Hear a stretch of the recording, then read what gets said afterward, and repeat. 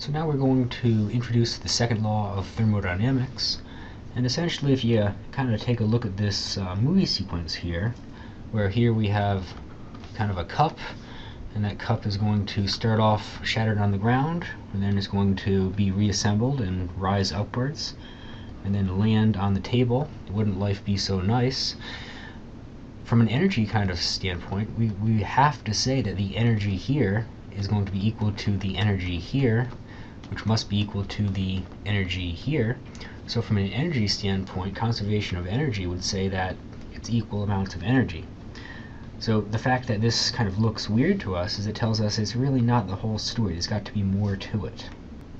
So what kind of we're missing is the second law of thermodynamics, and there's a whole bunch of ways to state it. We could state it as order tends to go into disorder, which is what we saw on the last slide. We typically don't see the disorder of a broken coffee mug return backwards to an ordered state. Speaking in the language of thermodynamics, we would say that heat flows from hot to cold.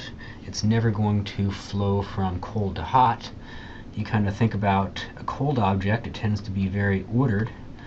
A nice solid crystalline lattice of ice. It's going to tend to melt, tend to go to more liquid water. So we can put a ice cube on a stove. It's going to melt the ice cube. Very unlikely is it going to be that the ice cube is going to freeze the stove. Now we can actually use this concept that heat's going to flow from hot to cold, and we can say, hey, suppose I've got a high temperature reservoir at some temperature that's hot, TH, and some low temperature reservoir at some low temperature, TL. The natural order of things is for heat to flow from the hot reservoir to the low reservoir. Now, how about I stick something in here that can use this, that can produce work? You can kind of think of this as kind of like a dam, where we have some water that's at a high potential energy going to a low potential energy. We can stick a mill wheel in there and get some work out of it. We can do the same thing for temperature. So what we can kind of do is we can stick an engine in here, and this engine is going to pick off some of that energy and split it off and do some work. Something kind of key about this engine right here is we say that the change in internal energy of the engine must be equal to 0. So kind of coming back to the first law of thermodynamics, we'd say that the change in internal energy is going to be the heat minus the work. Well, here we have some heat flowing into the hot reservoir, from the hot reservoir into the engine, that's QH. We have some heat leaving this engine, so that's going to be a negative heat leaving, going to the low temperature reservoir. And here we have kind of the work done by this reservoir. So kind of the way that this is drawn is QH is going to be larger than 0, QL is going to be less than 0, and the work done is going to be larger than 0. So we can say, hey, if this is going to be equal to 0, then I can write an expression for my work in terms of my QH and QL, and say, hey, well, work must simply be equal to Q hot minus QL, where now I've written it such that QL is going to have a positive magnitude. We could also similarly kind of write this as QH is going to be equal to the work plus QL, if you will. Kind of a conservation of energy because the engine has no change in internal energy. We can also kind of define the efficiency of an engine, which is going to be how much work it can do relative to how much heat it can pull out of the how much heat it can pull out of the hot reservoir. So we could also kind of write this as QH minus QL divided by QH. One thing to kind of keep in mind is we must return some energy QL to the low temperature reservoir. There is no possible way to turn all of this QH energy into work. That is an impossible engine to make. Now, when I said that the change in internal energy of the system was equal to 0, if we were to, say, consider on a pressure-volume diagram, so kind of a process where it might go like this, where he would have A, and then B, and then C, kind of in this direction right here. What that means is we have some process ABCA, and we're returning back to our initial pressure and volume. Therefore, our final temperature must be equal to our initial temperature. Thus, delta U is equal to 0. Now, in a process like this, here we would be doing our work. Here there would be kind of our exhaust, or QL, and this would be QH, where energy is entering into the system right here. Just kind of a simple schematic of a very simple steam engine. Here we're going to have some heat input coming into the system, so kind of a QH. We have our high temperature reservoir. This hot gas is going to go into this piston. It's going to do some work on that piston. So it's going to turn that piston around. And that piston's going to kind of swing back around. The piston's going to start to close. It's going to be slightly cooler. Now the piston's doing work on the gas, forcing it out of this exhaust valve. Now it's a little bit cooler, so it's done some work. And here we have the low temperature reservoir, and we can kind of have a repeating cycle here. Internal combustion engine is going to be pretty much the same. Here we're going to have an intake valve and an exhaust valve. Initially open and closed, it's going to suck in some gas-air mixture, so the piston's doing some work. It can be a compression stroke. Piston's going to start squeezing down on the cylinder. It's going to take a lot of work to do that. Here there's going to be the spark and a bang and ignition. Both valves are closed, so of course the gas is now going to do work on the piston. It's going to push the piston down, do some work on it. That's the power stroke. And then lastly, the exhaust stroke, the piston is going to do work again on the gas and force it out of the open exhaust valve, and the intake valve is going to be closed. So that's kind of the basic of a 4-stroke engine. Now I've already kind of covered these equations regarding heat engines. Again, it's going to, now you just kind of have it in something other than my chicken scratch. So here we have the efficiency, kind of what you get for what you take. And we can never have an efficiency larger than 1. We can never do more work than we actually take, so something to keep in mind. Remembering that we can write work as QH minus QL, so you can kind of also write the efficiency as such. More often than not, you'll use this flavor. But just in case the book doesn't give you work, you may have to use this expression right here, which a little bit of algebra you can convince yourself is going to look like this one down here. Now, a fellow by the name of Carnot was interested in designing the most efficient engine possible.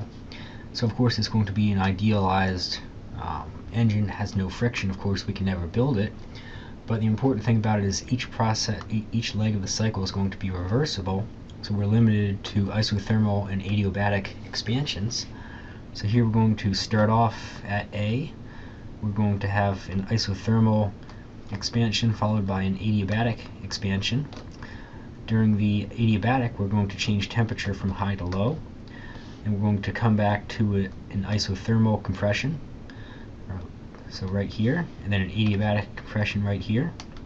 And the work done is going to be kind of the area in here. Now, I don't expect you to be able to identify this. However, we get some equations dealing with the efficiency of the Carnot engine. That's where the meat of this is going to be. So if we're given an ideal reversible engine, also known as a Carnot engine, we can write the ideal efficiency to be the temperature of the hot reservoir minus the temperature of the cold reservoir divided by temperature of the hot. Looks very familiar to the QH minus QL divided by QH.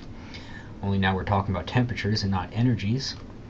We can go ahead and rewrite this guy as such: 1 minus temperature of the cold divided by temperature of the hot. You can kind of see the only way that this ideal efficiency can be 100% is if this guy right here is equal to 0.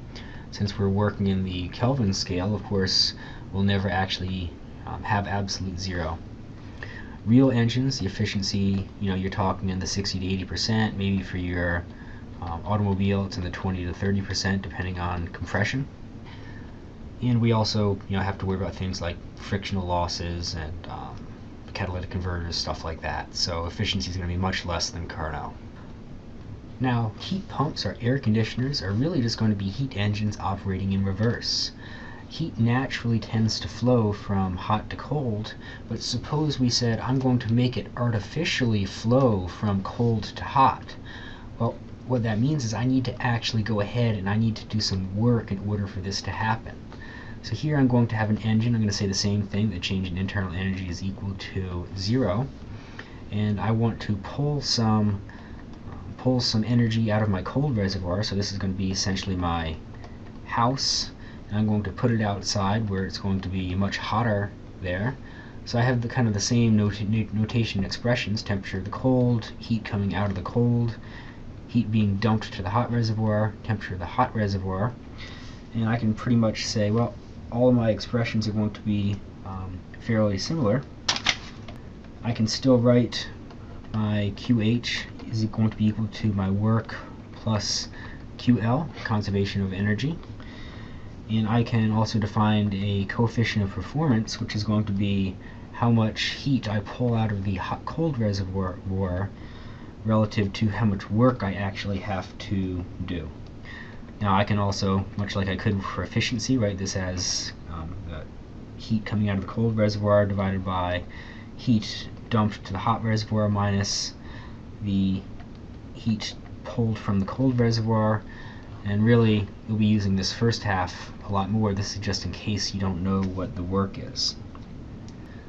Now this is kind of the basics of how a refrigerator works. Here we're going to have a low pressure gas. We're going to have a compressor, compressor plugs into the wall. It pulls some heat out of the wall. The motor needs some energy to go ahead and compress this gas. PV is equal to nRT. You compress the gas. Now you have a high pressure gas. It must have heated up, and it's heated up to a larger temperature than the outside, so we can have some heat flowing to the outside. And the high pressure gas is going to go through an expansion valve, which is just going to let little chunks of air out. We're going to again have the low pressure gas. Now we have the heat flowing from the relatively warmer inside of the refrigerator into the gas, the coolant, the Freon old school, and process is just going to be reversed. So keep in mind we have heat flowing here. That's going to be from the cold into the engine. Here's the heat flowing out of this engine. Kind of conceptually see that this is going to be larger than that. Really it's just going to be QL plus the work done. This also kind of says, you know, if you were to leave your refrigerator door open to try to cool your room, it's actually not going to work because you're adding work into the system and you're just going to be dumping your heat back into the room. The room's actually going to warm up. Again, just kind of a rehash of equations that I already kind of talked to. Coefficient of performance, kind of substitute that out. And lastly, for an ideal, a Carnot refrigerator, it's going to be related to temperature of the low reservoir, cold reservoir, and that of the hot as such.